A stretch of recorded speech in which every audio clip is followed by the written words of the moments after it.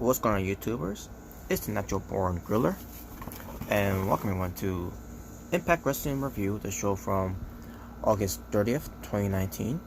They're in Mexico City, Mexico for this week for Impact Wrestling.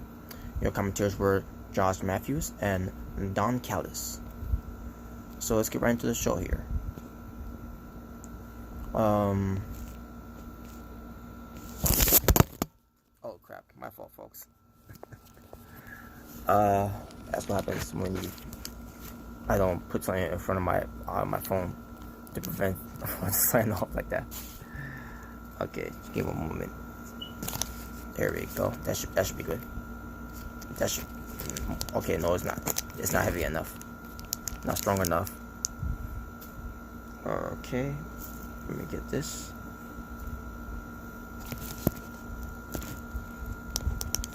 Okay, that's probably gonna be good enough either. Sorry about this, folks. Let me see, where is it? Should be in this bag. Nope, not that bag. This bag.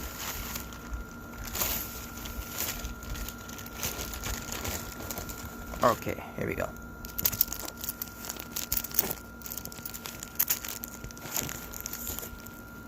There, that's better. Just hope that this doesn't fall off either. Okay, there we go. So, as I was saying, let's get to the show.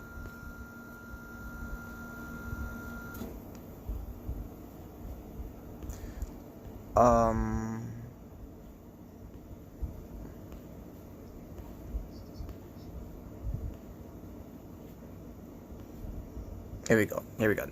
No, so yes, also, as I was saying, Mexico City, Mexico, Josh Matthews and Don Callis, your commentators. So, we start off with a four-way match for, this one, Impact Wrestling. You have TJP versus Golden Magic versus Trey versus Taurus. And this was a good exhibition match. All four guys looked pretty good in the match. Especially Taurus. My God, Taurus. He's a big. I mean, he's not a tall guy, but he's bigger than the other exhibitions in this match. And I also like Golden Magic too. By the way, I love his entrance. He came out with the sword and basically the pad, the shoulder pads, like he's trying to audition to be in the Power Rangers, to either be the new White Ranger, I meant to say, excuse me. But he was wearing gold, white, and black in the way, but it was pretty cool. So yeah, everyone was doing tremendous in this match, and then in the end, you get TJP going for a submission onto Taurus, and you had Trey laid out on the mat after he was hit by TJP with a detonation kick.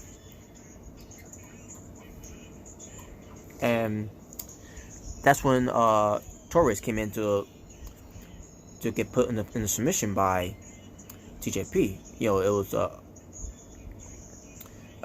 going for a submission here, but then Golden Magic came out of nowhere with a 450 splash onto Trey, who took a finishing move from TJP earlier.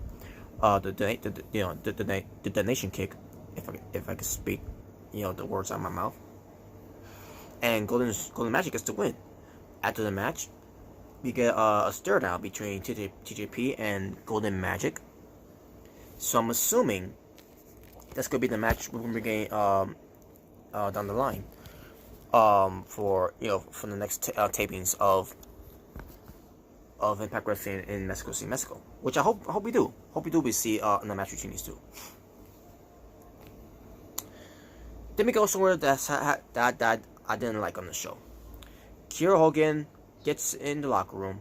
She sees Cheetah basically sitting on a red chair, and the Kiera Hogan immediately says, "Excuse me, you're in my seat." But Cheetah, basically Cheetah Tormenta, I think that's how you say it. She doesn't understand what she's saying because she doesn't speak English. She doesn't understand English, basically. So one one of the uh, of the AAA women's wrestling came up to her and basically told her, and basically her name is Vanilla, says that you're in her seat and everything, blah blah blah. Basically tell her that in Spanish. Also, all three of them start bittering. Then Jordan Grace comes in to to calm things down. And all of a sudden, Master Ray comes out of nowhere and says that the best way to sell this this whole thing is to have a tag team match. And I say to myself, how she's making matches, and then she says because she is a locker room leader. So because she's a locker room leader of the Knockouts division, that automatically means that she's allowed to make matches for the Knockouts. That makes no fucking sense. And they made the match for later on. Again, she's calling herself a locker room leader of the Knockouts division because she's been there for a long time. Pertains to being on the longest knockouts in Impact Wrestling. And because she's a locker room leader, she's not allowed to make matches to happen on Impact Wrestling. And if that's the case, then Natalya, who's the locker room leader for the women's in WWE, that means she could be allowed to make matches too. Or also in a men's perspective too here. Undertaker, who is known as being a locker room leader for the WWE for years, does that mean he's allowed to make matches during that time too? So with Master Ray, because she's the locker room leader, she made this match happen. She basically announced this match to happen. Basically, at first I thought it was going to be Kyogen and Vanilla versus Achida Tormenta and Jordan Grace, but after I saw later on that night, we'll get to that later. But I'm like, this makes no sense, and I hated it, and at the same time I hated the segment. To me, the segment sucked. We see Michael Elgin cut a promo to Rhino, where it pertains to the match for where it's going to be Falls Count Anywhere. Michael Elgin says he could do whatever he wants to him at Falls Count Anywhere. He could pop bomb off stage, or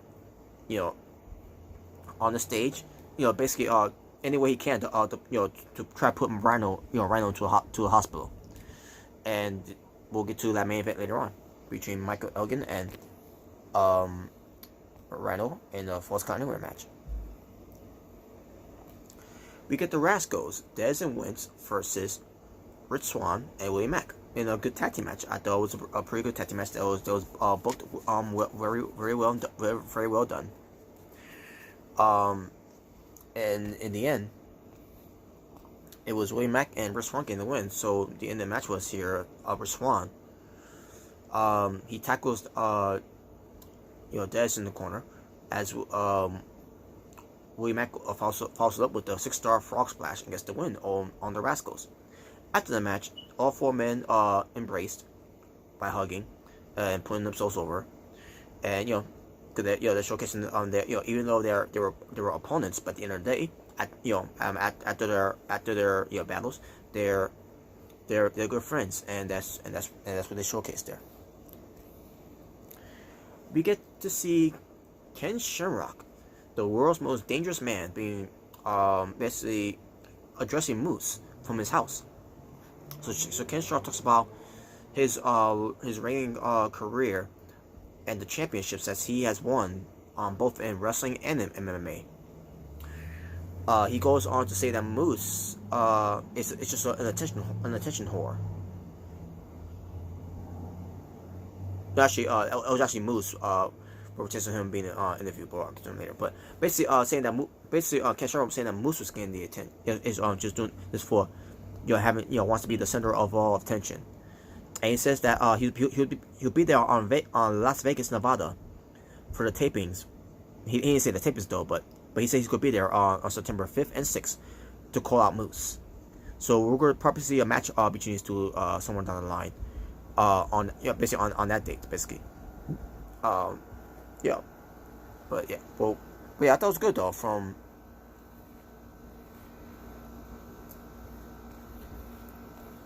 thought it was good promo there by Ken Shamrock. And by the way, he looked good too. By the way, he looked like he's in good shape, and yeah, he still looks good. Now we get to Moose. Melissa Santos interviews Moose, and Moose responds to Ken Shamrock by saying that Ken Shamrock does not scare him, just because he's done some MMA stuff and everything. And then Moose calls him an attention whore. And and the fellow boss shows up to interrupt the interview. Moose basically calls him, speaking of an attention whore, you got this fat ass, Falaba, basically he was saying. So the Falaba, stops Moose by saying, Moose. And he literally said that. He said Moose. He didn't say Ba like he always says Ba. He says Moose. He said he wants one more shot against you. And then he ends up by calling Moose a bitch. And like, what the fuck? Like, so now they're taking Falaba seriously here. Instead of having him say Ba all the time, and then doing some funny segments with Falaba, they're taking him very seriously here now. They have him talking now, not saying Ba or no. He's actually talking with different words, and he used a curse word, bitch, calling Moose a bitch. Holy shit! What the fuck was? Like, I love it. This is what I want to see this Falaba. I want to see some serious character I love Falaba. And this is a right step direction for Falaba to be taken seriously. So, and that obviously that match is going to be led for the next week's Impact Wrestling show. So, but as it's recording, it's going to be coming this Friday. So, which I will be watching this time. I won't be working this Friday because the summer's over, by the way, folks, and I'll be going back to weekends where it chance to me working.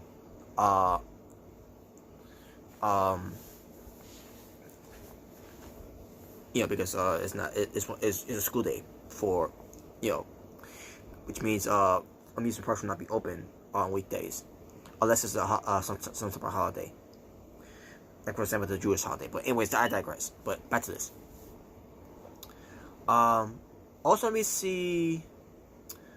An announcement ad pops up by it says Johnny Swinger. I don't know who Johnny Swinger is, but I'm assuming that based on what how they show the graphics and everything. I'm assuming he's probably gonna be like a Rich Swann. He's gonna be a dancing type of guy, and then he's gonna be showcasing how good he could be in the ring. Yeah, I don't know who this Johnny Swinger is, but we'll wait and see. Melissa Santos interviews Tyler Valkyrie, and basically Johnny Bravo is holding up a sign that says 236, which means the days of her being Knockouts champion, and she says that after her match, that she's going to do an open challenge match, that she will retain the title and go to celebrate being the longest Knockouts champion with her husband and her dog.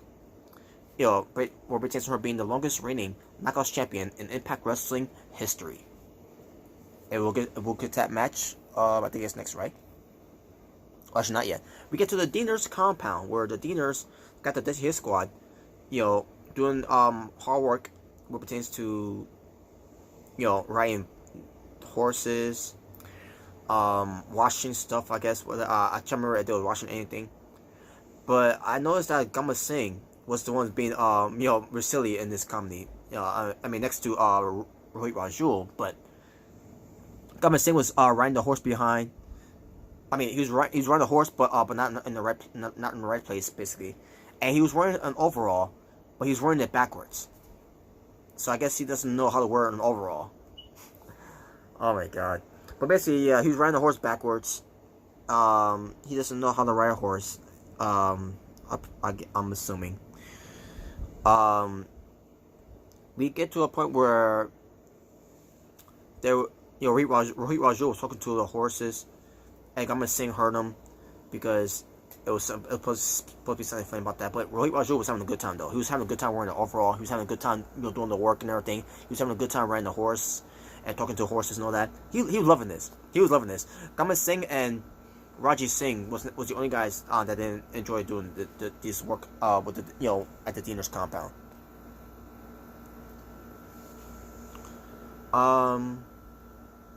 Okay, this shows a real package of this match. This whole thing between Jessica Havoc and Su Yung, and the match is gonna happen next week. Whoa. We see a real package of this rivalry between Sami Callihan and Tessa Blanchard showing, and then we I also need to point out too, folks, because I didn't get to talk more about this from what pertains to the match between Tessa Blanchard and Tommy Dreamer versus Sami Callihan and Dave Christ, where in the match there was a low blow by Callihan and Dave Christ of OVE to Tommy Dreamer and Tessa Blanchard. When Dreamer got a low blow by Sami Callihan, obviously it hurt him. But when Tessa Blanchard got a low blow by Dave Christ, obviously it didn't hurt her because she's got no groin, she got no balls. But Sami Callihan retaliated by hitting her with a candlestick behind, basically, because it was a referee bump at the time. So basically, OVE was breaking the rules during that time. So that's what I want to bring up, though. So then we get to Sami Callihan after the video package was over. Sami Callihan starts current promo about it's all alone sending a message to Tessa Blanchard that he is done with her and Tommy Dreamer, but just to seem they don't seem to go away in a way, and it pisses him off in a way. And then he says to Impact Management that they need to do their jobs to let him know about when this match is going to happen with Brian Cage for the Impact World Championship. And he's threatened that they have 1 week to make it happen, or else OVE is going to wreak more havoc and more chaos in Impact Wrestling. And we'll see what happens with that one. It was a good promo though, but obviously with Sami Callihan, it's always going to be a good promo. So it was a good promo by Sami Callihan.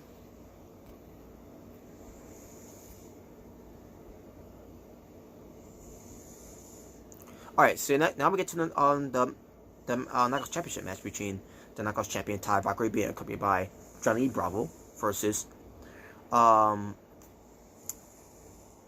first of all, she talks about she's going to become the longest reigning Impact Knockouts champion in Impact Wrestling history, and then she announced her opponent, and her opponent is from Mexico City, Mexico, obviously from Triple A. She's name is Big Mami. Excuse me, Big Mami. That's her name. And Big Mami, I think I've seen her before a couple of times. What pertains to Triple Mania, and I could be wrong. I think she may have wrestled in Impact Wrestling last year. I could be wrong, but don't quote me on that. But Big Mami was pretty good in this match. Pretty impressive. She was doing a matrix like type of way. Doing the she was doing some cool moves in the match. And also, she did a moonsault off the second rope. Only the fact except she missed. She also did a stink face and a Bronco Buster to Ty Valkyrie. Yeah, she was very Big Mami meant to say. Big Mami was very impressive. But in the end, it was Ty Valkyrie getting the win after going for her submission move, which I forgot what it was called at this point. And she gets the win on Big Mami to retain her Impact Knockouts champion. So as of today, folks, because this was just recorded on a Monday, as of today, and it'll be uploaded on a Monday too, by the way, but as of today, Ty Valkyrie is now the longest reigning Impact Knockouts champion in Impact Wrestling history. So congratulations to Ty Valkyrie. At first, it was a little rough at first when she became Knockouts champion, but she started picking up because of her personality now, her persona, her heel stick. She's not picking it up. She got better of it now. So, and on top of that, she's been having some good matches too as Impact Knockouts champion. So there you go. So she grabs the microphone and she says that she's the best women's wrestler, the best women's champion. All of a sudden, she gets interrupted by the debut of Tenille Dashwood, where with her being part of Impact Wrestling now, it's now going to be all about Tenille Dashwood, because her catchphrase is "It's all about me." Because if you remember back in WWE when she was Emma, that was her catchphrase, starting from NXT to the main roster, where she says, "It's all about me. It's all about me." Even she brought it to Ring of Honor, where it's all about me, or in a way, it's still all about me. And now she's going to do it here, in Impact Wrestling, where in a way it's still going to be all about Tenille Dashwood. So she comes out, Tap Valkyrie laughs at her face, and basically calls her out by saying that she's an asshole for interrupting her and all that of a celebration. Tenille Dashwood all of a sudden wasting no time and basically attacks her. Johnny Bravo pulls her off and everything. Tap Valkyrie escapes, but then Tenille Dashwood goes for the single leg kick, which she calls it the spotlight, because represents the being all about Tenille Dashwood.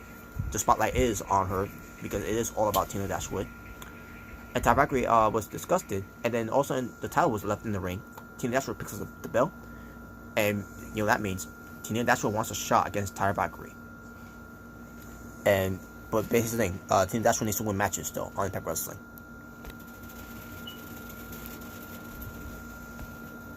But I'm assuming that's going to probably be the upcoming match for Bound for Glory for Tenille Dashwood versus the Impact Knockouts champion, Tap Valkyrie. But we'll see. Alright, now let me get to the match I didn't like on the show here. We get Kiera Hogan and Vanilla Vargas. Yeah. Kiera Hogan and Vanilla Vargas. And here's the thing.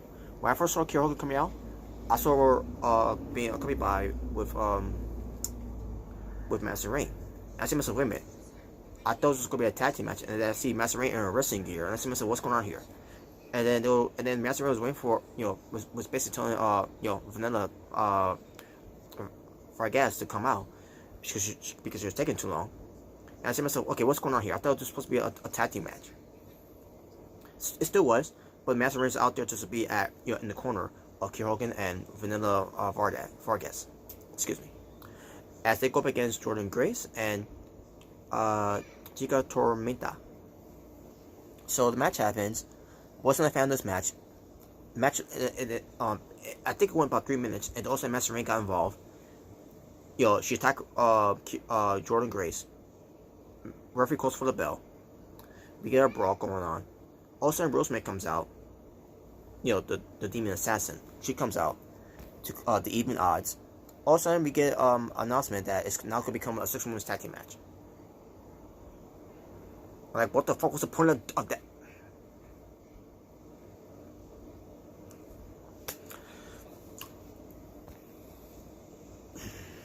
So we get the match, and they did a bad storytelling here. Well, in a way, it kind of makes sense, but it was bad storytelling here because the story here is that Rosemary and Jordan Grace they can't get along, right? And here's the thing: they never had Jordan Grace confronting Rosemary. Where Jordan Grace is supposed to say to Rosemary, I don't need your help. I never need your help and everything. Blah blah blah, and then as we come to this match, if you're new watching this show, you're thinking to yourself, why is Jordan Grace and Rosemary not working together here? Because they failed to do that segment where Jordan Grace goes to confront Rosemary to say, I don't need your help and everything. So right there was a letdown of a bad storytelling there. Match itself, I thought was decent, or at best it was okay. And then, also, we want to make matters even more worse here. Make even less sense here. So, Vanilla is trying to make a tag here. But then Master Rain leaves the apron and tells Kiera Hogan to get off the apron. They leave her. Rosemary gets the win for her team. And there you go. And then you see more dissensions between... Well, I mean, not dissension. You see more, bitterness. Jordan Grace and pertains to Rosemary. And then you see Kerrigan and Master Rain standing on the stage. Looking, like I don't know. I don't know what to say of this, folks. How's it supposed to get Kiera Hogan over? This ain't doing nothing for Kiera Hogan. As a Kiera Hogan fan, I'm pissed off at this. This is a complete waste of time and nothing. They're fucking over. Not only they're fucking over Kiera Hogan here. Master Ray, I could give two fucks about her. She's done all she can in Impact Wrestling. Rosemary, she's gonna be over no matter what. But they're fucking over Jordan Grace here too. It's fucking ridiculous. Also, we go to a segment where Ace Austin is on the beach to work out. And also, Alicia Edwards shows up because Ace Austin asked her to see him there. So she asked why we're here and all that. And it's a beautiful sun sight and everything, and she's like, I guess and everything, blah blah blah. And then he wants to ask Alicia Edwards something, where it says, because he cares about her so much and everything. Keep in mind, a guy in Ace Austin is hitting on a married woman. So I'm saying, where's this going to lead to? Where's this going? I mean, I know, Ace Austin's trying to get, just trying to sleep with Alicia Edwards, but how's that going to work? Alicia Edwards is married to Eddie Edwards. How she's, unless she's going to try to, drug her or something. I don't know if that's what it's going to lead to, but I don't know what they're doing with this. But this is dragging on way too long. Where I'm like, just get this over with already. Like, I don't understand this at all. Like, I don't understand how they're supposed to get Ace Austin over.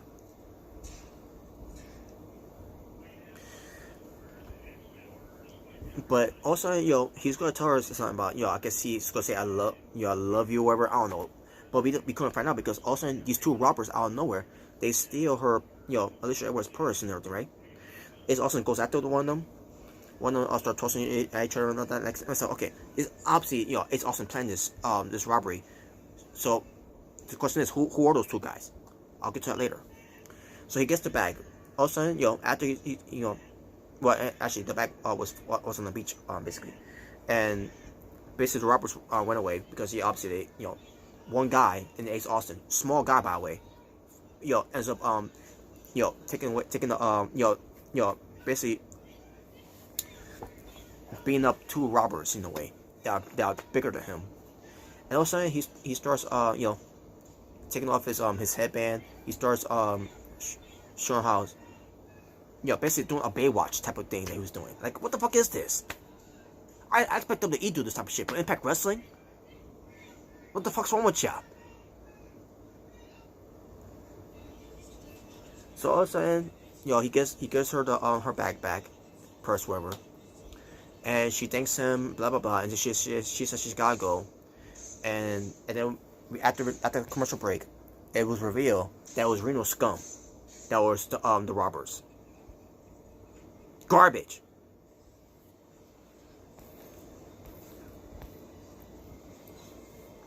We see LAX backstage. I say to myself, finally, something good. So LAX was hanging out backstage. With Conan, Santana and Ortiz. Hey, yeah, by the way, Santana's back, by the way. Also, the North comes up to interrupt their discussion because Conan asks, the North to, not when he asked them, he kind of, in a way, kind of demanded them that, to give him a shot here. And this is in the tree segment here too, by the way. I was into this segment because for one thing, you got Josh Alexander and Ethan Page, the North, by the way, the tag team champions, talking about how they're the best tag teams and blah blah blah. Conan basically lets them know we're demanding a title shot because because they didn't beat LEX, they beat Ortiz and Dago. Dago's not part of LEX. He was just a replacement for Santana. All of a sudden, you have Santana kind of promo about saying, we're the best tag teams. Impact Wrestling, represents to being tag team champions and wrestling all over the world. basically carrying Impact Wrestling on their backs as as tag, as one of the best tag teams, which that is true, folks. You know, and, they have claims back. Santana and Ortiz, they got they have claimers to back that up too. So basically, just doesn't matter if they were in 51-50 matches or the Jungle Concrete matches and all those type of matches they've been in. Even more pertains to beating the OGs. They had proven that they're the best tag teams, and that was really a passionate promo there by Santana. Even Ortiz had a passionate promo too, Ortiz to the North, because he basically saying because the North will be we're not taking them seriously as one of the best tag teams, because because the North believes that they're the best tag teams than LEX are.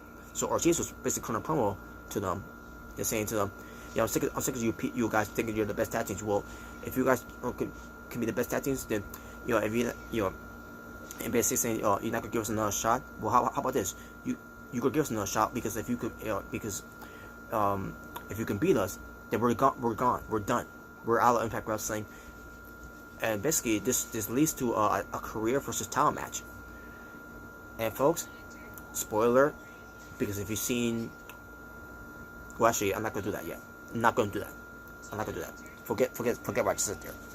No spoilers whatsoever.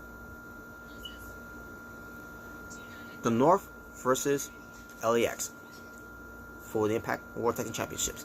If LEX wins, they get the titles. But if they don't win, basically if the North wins, then LEX is done. Santana and Ortiz are gone from Impact Wrestling.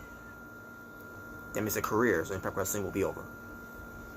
So Konnan and Santana couldn't believe that Ortiz made that decision, and Konnan couldn't believe that he did that.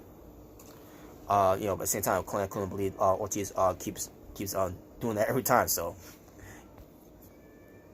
it's in the first time, and I'm pretty sure that was it won't be their last too. All right, main event time. Michael Elgin versus Rhino in the Falls Count Anywhere match. Pretty damn good match. They used chairs. They used steel trays. They fought into the crowd. They basically were. It was a good passable Falls Count Anywhere match. They were wrestled on stage, on the ramp array, and then in the end, they also brought a table as well. So in the basically, Rhino's trying to go for the gore to Elgin through a table, but Elgin sidesteps him, puts him through a table, then goes for the Elgin bomb for the 3 count in the win. So your winner is Unbreakable Michael Elgin.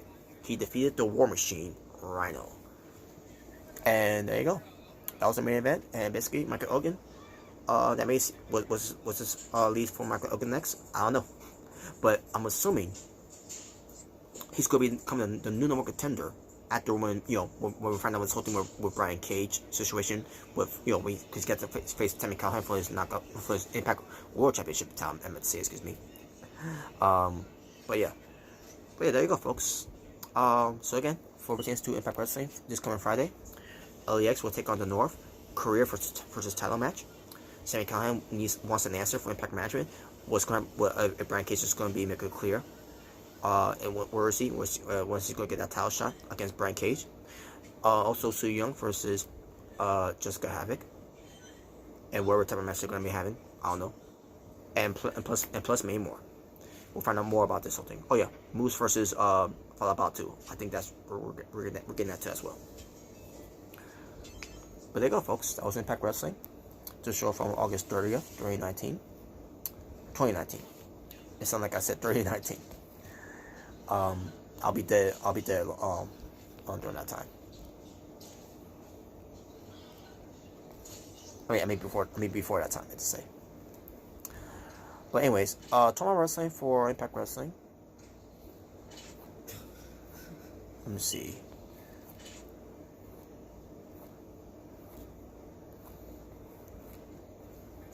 That was 1. That was 2. 3.